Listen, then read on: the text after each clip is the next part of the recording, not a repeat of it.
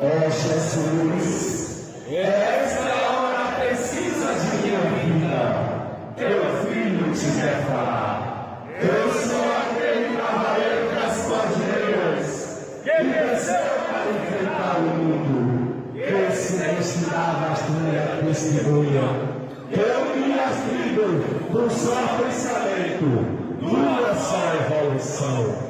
Eu sou o espírito espartano. A cidade grega de Esparta marcou seu nome na história por possuir os melhores guerreiros da antiguidade. Mas para alcançar este posto de prestígio, os espartanos tiveram que pagar um alto preço, em suor e sangue. Quando um bebê espartano nascia, ele era levado à encosta sagrada do Monte Taygeto. Lá, ele era examinado por um sacerdote, que procurava por imperfeições mínimas que pudessem atrapalhar seu desenvolvimento como um guerreiro espartano. Caso encontrado qualquer defeito físico ou sinal de fraqueza e doença, o bebê era descartado e jogado do alto da encosta para morrer.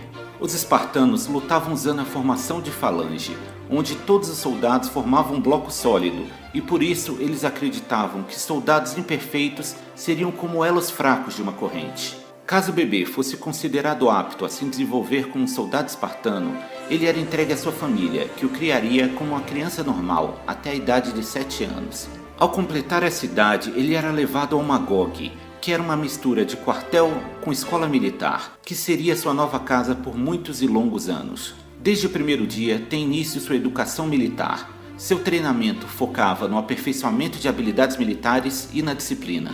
O corpo e o espírito dos jovens eram testados para formar guerreiros resistentes. Os jovens espartanos eram mal alimentados para aprender a lidar com a fome e também eram estimulados a roubar para comer. Caso fossem apanhados roubando, eles sofreriam terríveis castigos, mas não por roubar, e sim pelo fato de terem sido pegos. Os garotos eram ensinados a resistir à dor e a não chorar. Um dos rituais consistia em chicotear os garotos em frente aos seus parentes. Seus familiares torciam e gritavam para que seus filhos resistissem à dor e não desmaiassem. Os mais resistentes traziam prestígio para sua família e para si mesmos. Quanto mais cresciam, mais duras se tornavam suas vidas. Eles tinham que dormir no chão sobre uma esteira de junco, para assim se acostumarem às dificuldades encontradas na guerra. Eles passavam a não poder mais usar roupas ou calçados. Assim, eles se tornariam resistentes ao frio e seus pés teriam uma pele mais grossa. Quando chegavam à adolescência, eles passavam a treinar com armas de madeira. Contudo, o treinamento era tão intenso e violento que, mesmo usando armas de treino, muitos se machucavam seriamente ou até mesmo morriam. Já aos 16 anos, os jovens eram incumbidos de fazer a segurança da cidade. Um dos últimos testes de um aspirante a guerreiro espartano era matar um ilota, que eram camponeses quase como escravos que serviam aos espartanos. Ele deveria estrangular a vítima e escapar sem ser pego. Isso provaria sua capacidade de furtividade e evasão. Aos 18 anos, os que tivessem chegado ao final do processo seriam incorporados ao exército. Além de ter recebido treinamento para ser um grande guerreiro, os rapazes foram educados para amarem o Estado espartano acima das próprias famílias. Agora adulto, ele recebia um lote de terra, que será trabalhado pelos ilotas, pois ao espartano é proibido a prática de qualquer trabalho que não seja de caráter militar. Somente ao completar os 30 anos de idade, ele finalmente alcança a cidadania espartana, e agora passa a ter direitos políticos, podendo assim participar da Assembleia dos Cidadãos. Somente após servir o exército por mais de 40 anos, os soldados que chegassem à idade de 60 anos poderiam se aposentar. e poderiam se candidatar a Jerúsia, que era o Conselho dos Anciões. Devido a todo esse esforço e treinamento, o exército espartano era extremamente temido e admirado por toda a Grécia e além. Contudo, nenhum outro povo desejava pagar o preço em suor e sangue para alcançar a excelência espartana. A civilização maia reinou sobre a América Central. Seu domínio perdurou por mais de 1 milênio. Os primeiros vestígios da civilização maia são anteriores ao ano 1000 a.C., mas o apogeu dessa cultura se dá a partir do ano 300 d.C. Neste período, os maias já haviam fundado cidades por grande parte da América Central, e as mais poderosas cidades se localizavam na Guatemala e no México, na península de Yucatán. Os maias não chegaram a estabelecer um império. Eles se dividiam em cidades-estados independentes ou pequenos reinos. Estas cidades e reinos praticavam um intenso intercâmbio cultural e comercial, mas muitas vezes estavam lutando umas contra as outras ou se aliavam para combater um inimigo comum. A economia dessas cidades era baseada na agricultura, onde a produção do milho e do cacau se destacavam.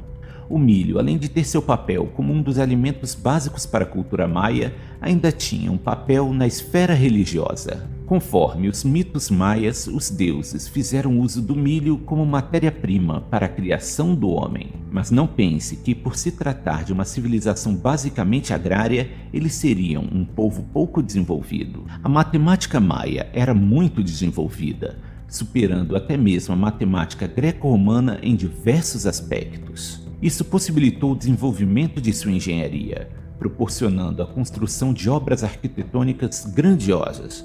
Seus grandiosos templos e palácios permaneceram até o dia de hoje, onde se destacam as grandiosas pirâmides em forma de escadaria construídas em patamares.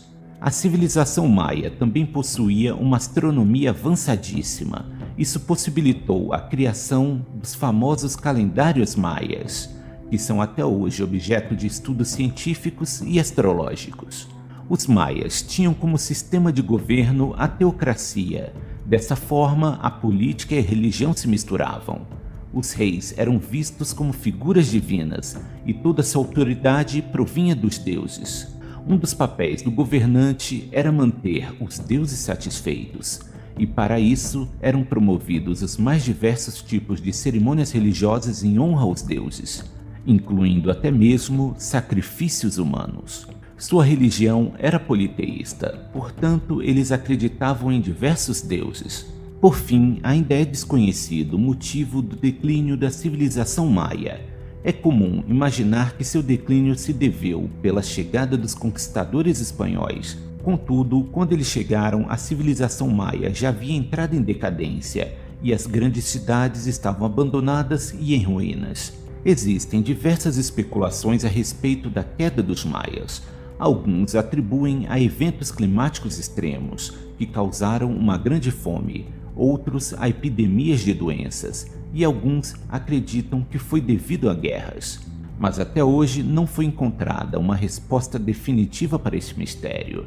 Mas não se engane, apesar de sua civilização ter entrado em decadência, os maias ainda estão presentes nos dias de hoje. Seus descendentes continuam vivendo na península de Yucatán, se esforçando para manter as tradições e costumes dessa rica cultura. Os ciganos eles abandonaram a sua terra natal. Então eles vagaram pelo Oriente durante séculos. Eles se dividiram em ramos. Eles se espalharam pelo Ocidente. Depois ganharam o mundo, buscando sempre novas terras, onde pudessem de alguma forma se estabelecer e ter também a sua liberdade. É um povo que a gente sabe com uma cultura nômade, é um modo de expressar essa liberdade, faz parte da tradição da cultura cigana. Então eles não se fixam em um único lugar, visto que se criassem raízes e se miscigenassem, o povo cigano ele seria destruído. Assim eles não têm pátria, eles pertencem ao mundo. Então o seu lema é: o céu é o meu teto, a terra a minha pátria. e a liberdade é a minha religião. Eles são conhecidos por muitas pessoas como o povo das estrelas, porque para eles tudo está escrito nas estrelas. Sendo atentos, observadores do céu e dos astros. Estudando os astros e possuindo o dom para desvendar os milenares segredos do universo, transmitindo de geração em geração, tornaram-se hábeis nas artes adivinhatórias, principalmente pela prática de magia, pela questão dos ancestrais passarem o conhecimento uns para os outros, por se manterem ainda nessa cultura nômade, pela falta de uma identidade nacional. Eles sempre sofreram preconceitos e injustiças no seu caminhar, tendo sido perseguidos, expulsos, escravizados, mortos. Muitas pessoas não sabem, mas havia muitos ciganos em campos de concentração. Então, os ciganos têm uma história muito marcante, muito sofrida ao longo do seu caminhar. Podendo-se mesmo dizer que o mais admirável nesse deslocamento pelo mundo foi o fato de eles terem sobrevivido até os nossos dias. Porque muitas culturas, se a gente for analisar, elas foram se perdendo por guerras, teve civilizações que foram atacadas, e a gente hoje escuta as histórias, mas a gente não vê mais um grupo de pessoas seguindo aquela tradição. Então, infelizmente, com o passar do tempo, por causa da violência do mundo, a dificuldade de aceitar a diversidade, nós sabemos que muitos povos sofreram, foram mortos, perseguidos, ficou muito pouco das suas histórias. Mas os ciganos bravamente conseguiram sobreviver. E os grupos ciganos, por isso que eles são tão família, formado por diversas famílias, eles possuem um profundo sentido de união, de solidariedade. É uma forma de proteção também. Então eles escolhem um chefe vitalício que vai os representar junto a uma espécie de tribunal que vai se reunir em ocasiões especiais para dentro de suas próprias leis de ética, de justiça, buscando resolver os problemas e aplicar as punições.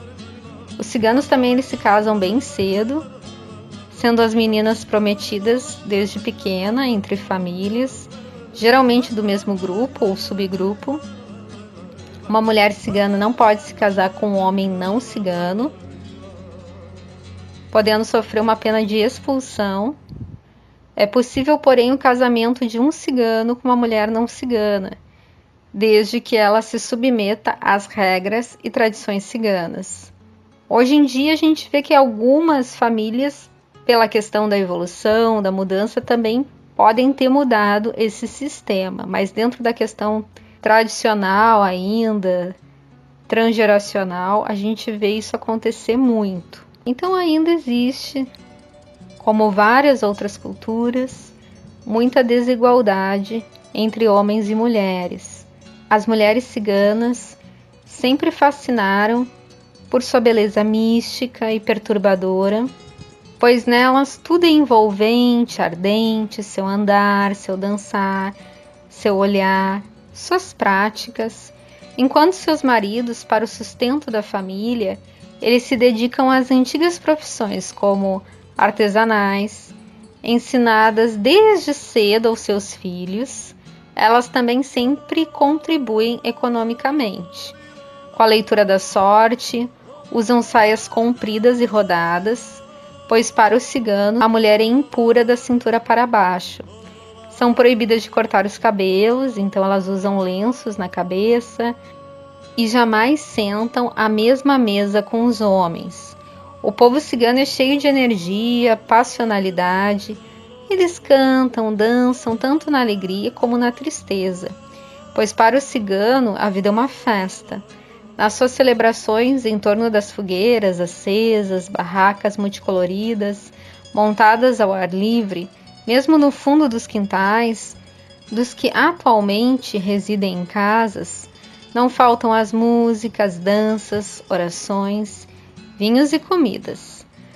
A sua música e dança possui forte influência oriental, porém a influência maior foi sem dúvida a espanhola, dando origem ao flamenco, canto e dança dos ciganos andaluzes, marcado pelo ritmo quente de palmas, batida dos pés, gritos e toques de castanhola. Atualmente, o modo de vida cigano mudou consideravelmente, pois muitos moram em casas, frequentam universidades, ocupam importantes cargos. Como eu falei, houve alguma mudança. Já não viajam enfeitadas. Então, muitas vezes se pode ver uma cigana e nem saber que é uma cigana. Dependendo de sua cultura, ela pode se vestir completamente diferente, como eu falei. Nem sempre hoje usam carroças puxadas por cavalo, andam alguns em modernos carros de automóveis. Como em todos os povos, em todas as culturas, alguns são ricos, outros são pobres, uns instruídos, outros não, muitos de boa índole, outros nem tanto, porém todos, sem exceção, jamais perderam a sua alma cigana. Então é importante sempre muito respeito às tradições. Todos nós estamos num processo de evolução e cada povo, dentro das suas tradições, tem algo a crescer, tem algo a acrescentar. E o povo cigano, através da sua alegria, da sua sobrevivência, da sua força, tem contribuído com a sua história. Muitas vezes esses espíritos desencarnados, através da dor que já sentiram em sua existência, vêm para auxiliar aqui no plano físico. Muitas pessoas têm muito carinho pelas entidades ciganas quando se manifestam, pois elas parecem entender muito bem a dor, os sentimentos mais profundos, por já terem vivido aqui em Terra.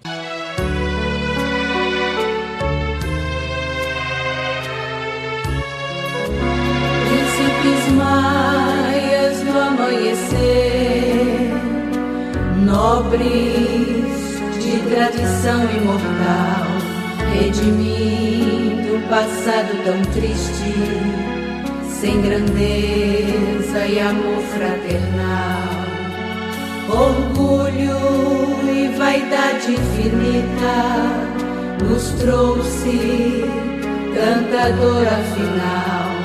Voltamos com a lição aprendida, fazendo bem, combatendo o mal. Seta branca do alto nos assiste, manhar a ternura maternal, faróis que iluminam nossas vidas.